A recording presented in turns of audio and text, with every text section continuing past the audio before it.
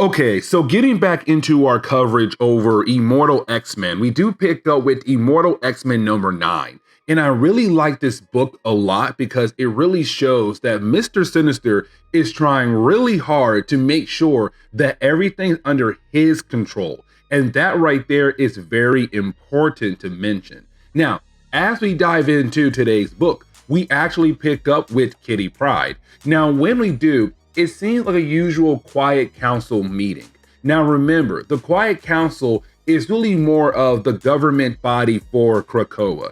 And so when it comes down to big time decisions, it goes through the Quiet Council. Either way, Kitty Pryde's kind of sitting there and realizing that a lot of things have changed just over the short period of time since Judgment Day event. But she says, you know what, everything's still good, and at least the Quiet Council can still come together and make big time decisions. Now, that is the moment you have Mr. Sinister walk into the meeting.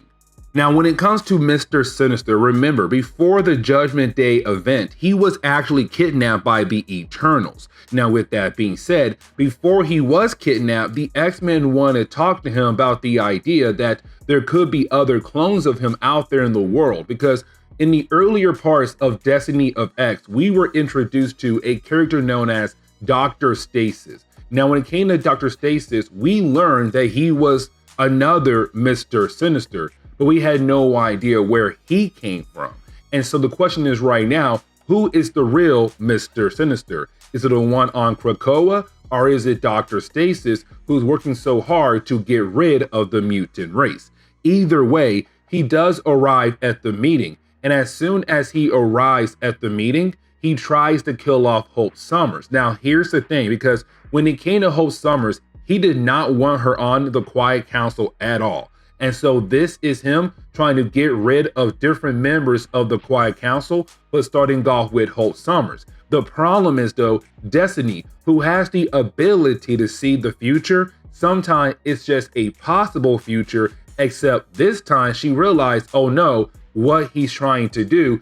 She was able to warn the rest of the Quiet Council, hey, by the way, Sinister is trying to kill off Hope Summers. And just like that, he was stopped, except the way he was stopped is being blown up by Exodus. But the question is right now, what in the world is going on? Why did he try to kill off Hope Summers? Now, we do jump back over to an earlier point, and when we do, we pick up with a meeting going on between Sinister and also Destiny. Now, when it comes to this meeting, it's really more of Destiny reminding Sinister that they need to be working on the same side here. And the reason why? Because a big war is coming very soon. Now, we have no idea what kind of war she is talking about, but apparently this war is going to be a huge one. And when it comes, sides are going to be chosen.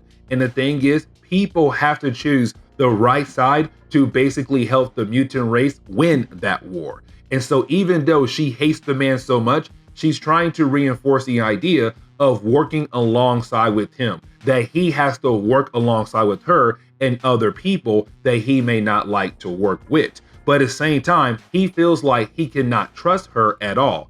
And so even though she's warning him something big is coming, is him saying, I don't know what's your game here. I feel like you're trying to gain something out of me, but I have no idea what that is. And so he goes back into his laboratory. Now, this is where we get reminded of what Sinister was able to do with Moira McTaggart. Now, remember, when it came to the very beginning of Dawn of X, Jonathan Hickman told us that Moira McTaggart had the ability to reincarnate, meaning that after she had died, she was able to come right back to life again, but start her entire life all over again. And she was able to remember everything from her past life. And so she was kind of like a reset button for the entire universe, or at least the Earth. Now, with that being said, Sinister found out about that. And he said, that's great. And so what he did, he made clones of her. But the clones of her also carried the X gene as well. And so what he has done is made his own personal reset button, because now these clones had the same ability as the real Moira McTaggart. And so if something does not go his way or plan, he will basically kill off one of his clones.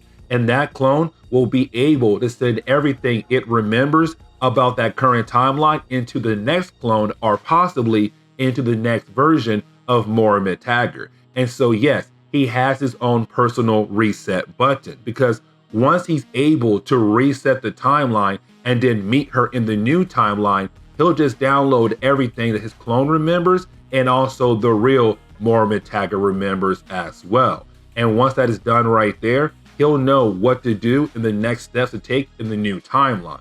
And so his goal is to figure out how to take out Dr. Stasis, or where Dr. Stasis came from. The problem is, though, he's not going far back enough to learn about that.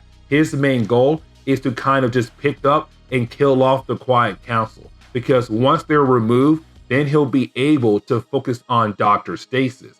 And so this is him just using his personal reset button to try to kill off the Quiet Council in many different ways. And so the next section is really more of him just trying to kill off the Quiet Council in many different ways, because now he has his own personal reset button when it comes to the timeline. And every single time he fails, his computer is going to kill off a Moira Taggart, and just like that, the timeline is resetted.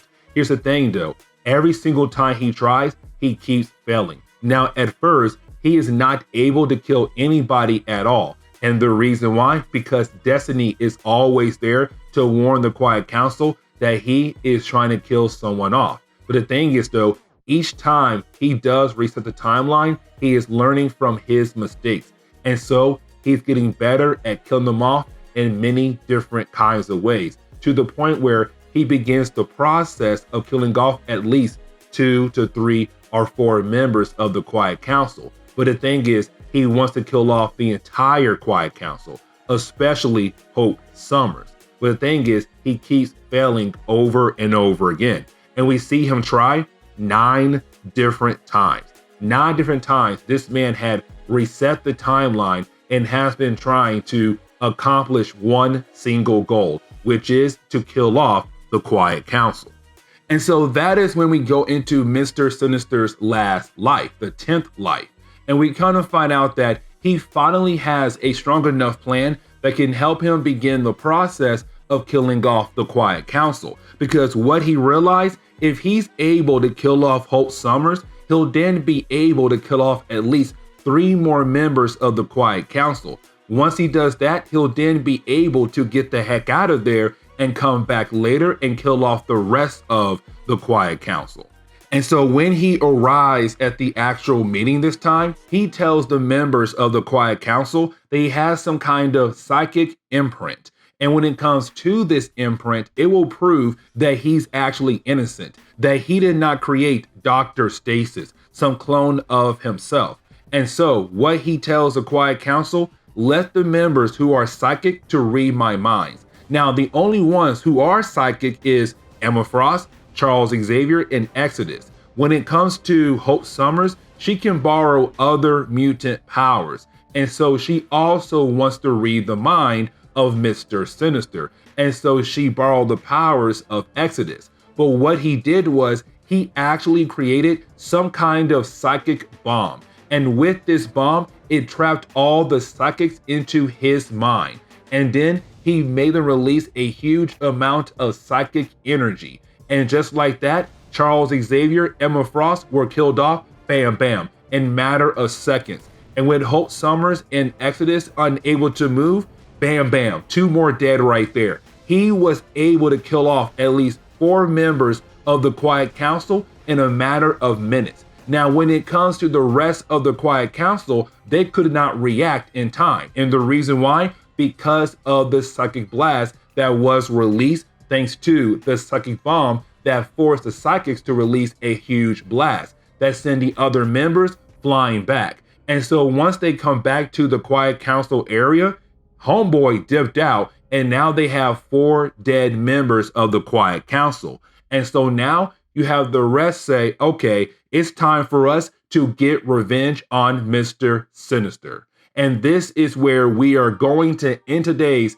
comic book video. So please leave me a like down below and subscribe. Also, If you have any suggestions on books I should read, well, please let me know in the comments below, because you never know, your suggestion could be a future video down the road. But guys, see y'all next time.